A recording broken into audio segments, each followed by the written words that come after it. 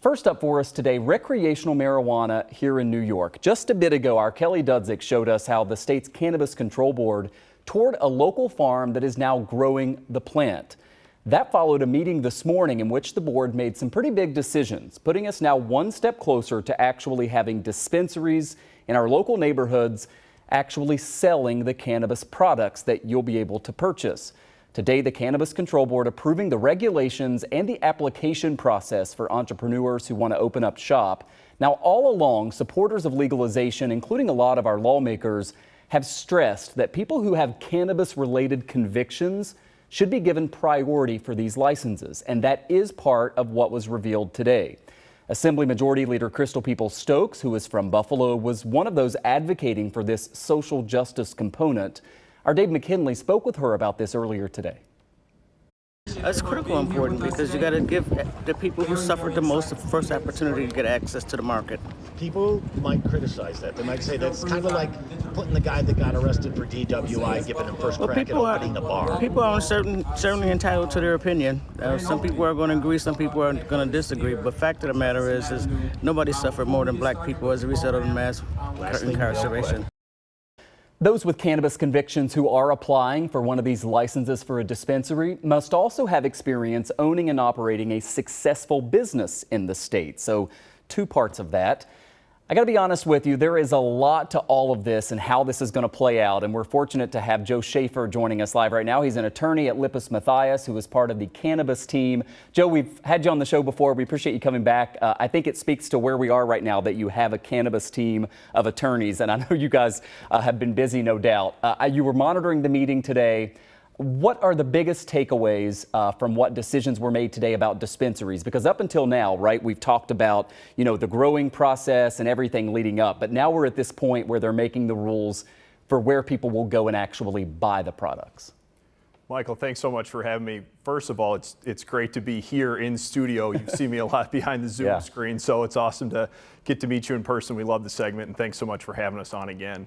What is this going to look like? I really think that this was a huge step today for the state going forward in terms of us actually seeing dispensaries in the state by the end of the year, which was a timeline that we had heard about, but today really solidified that measure. We have conditional cultivators, our farmers growing, the processors, the people making the products, the gummies, the edibles, the tinctures, the pre-rolls. They're going to be licensed shortly, and then all of a sudden we have a big step today with actually getting our dispensaries online, which is a really exciting measure, and we hope to see those definitely before the end of the year, sometime either late fall or early winter is what we're expecting. So before I move on to the next question, any surprises in terms of what we learned today, or was it kind of as expected? And what conversations are you having with your clients right now? I mean, I imagine now you start to really be able to move forward for those who are interested in opening the dispensaries, because you were kind of waiting for these rules, right?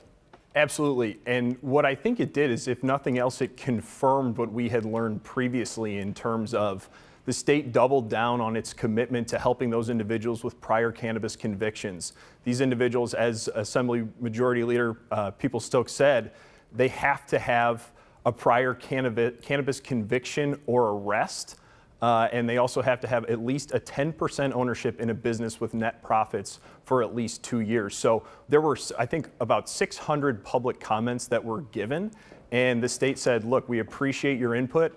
There was a lot of support. There was also there was some criticism, but the state said, this is what we're going to go with, and we're going to give those people with prior cannabis offenses the first crack at retail sales in the state. So for somebody who's watching who has a prior conviction and who meets the necessary qualifications, they'll be given priority. What about everybody else? And does that just mean that there are going to kind of be two steps to this? There will be a period in which those people can apply for a license and then everybody else? That's exactly right. So there's been a lot of news about the conditional market because these are the first applications and first licenses being given out. But this is really a drop in the bucket as to what the cannabis industry is going to be like in New York State. Conditional is exactly what it says. It's just the beginning. The permanent licensing, the majority of the licenses that we're going to see in New York State are probably going to be awarded between the end of this year and the beginning of 2023. For instance, the Cannabis Control Board and Office of Cannabis Management is looking to give out between 100 and 200 of these conditional retail dispensary licenses. We expect to see about 1,000, at least over 1,000 dispensaries in New York State. So we're seeing a fraction of what the industry will ultimately look like. Yeah, and I think people have wondered, what is this going to look like in my community, right? We've heard of some places that did not opt out as they were allowed to do, but then are now trying to put these restrictions in place as to where you'll be able to open a cannabis shop. And I know there are going to be some legal challenges to that. But if I'm somebody who lives, you know, in the Elmwood Village, how many dispensaries do you think I'm going to have in my neighborhood? Well, it depends on how many qualified applicants we have, of course, but you know, I think the state they're not going to allow everybody to open up a dispensary. You have to have a great application. You have to have a great business plan. You have to show how you're going to integrate with the community and do a great job with your business. So is it going to be one on every corner? I don't think so. But obviously in high density areas, the state, this is really, I mean, this is a tax bill and a social equity bill, law, excuse me.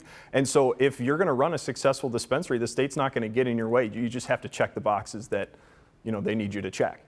So we've talked a lot here about the dispensary process, which is kind of the end result, right? That's where you go and actually purchase the stuff. But there are a lot of steps leading up to that. And today we also found out that the Cannabis Control Board gave 20 more licenses for 20 more growers. I don't know if you saw the segment, but a lot of our viewers saw last half hour. We were at one of the farms in southern Erie County where they're actually growing these plants. Did they get the plants, or the seeds rather, in the ground early enough in order to make all of this work timing wise so that there actually will be products to sell before the end of this year? Yeah, the first licenses went out in early April. So you've had a number of growers growing since April, or, you know, I think no later than May. Well, they gave out 20 more licenses, and, you know, good luck to those folks who are going to start growing. Obviously, we need to get going as soon as we can, but we have over 200 farmers that are licensed to cultivate cannabis. That cannabis is going to be in those retail dispensaries, and then we have the option of the current medical dispensaries can be basically, Office of Cannabis Management can flip a switch, and those businesses only serving the medical segment can also now serve the medical and adult use segment. We don't know when that's going to come online, and that may actually bear on, you know, hopefully we don't, but if we do have shortages of cannabis at the dispensaries. Finally, there were some changes announced today in terms of the medical marijuana part of this. And I did get an email from an advocate who had some concerns about how things were going to be, you know, changed in terms of medical marijuana. Anything substantial on that front that came out today? I think the goal of the medical marijuana program recently has really been to facilitate the access of patients, and that was a big step. Now, the regulations aren't final. This is a revised draft, but this was to continue to facilitate access. I know a big step was making sure that there will be a licensed pharmacist in person at every location. There was some talk about having only remote pharmacists. The state has gone back on that, and there's going to be required to have a pharmacist in person. Beyond that, I think it's just more access to the medical cannabis program. Yeah, that was interesting. The activist with whom I had spoken believed that there should be a pharmacist at all these places, and I know a lot of people in that on that camp of this were pleased that change was announced today. Others disagreeing, of course. Joe Schafer is an attorney on the cannabis team at Lippes Mathias. I have 100 more questions for you, but we'll save that for next time. We appreciate you coming in. Thanks so much, Michael.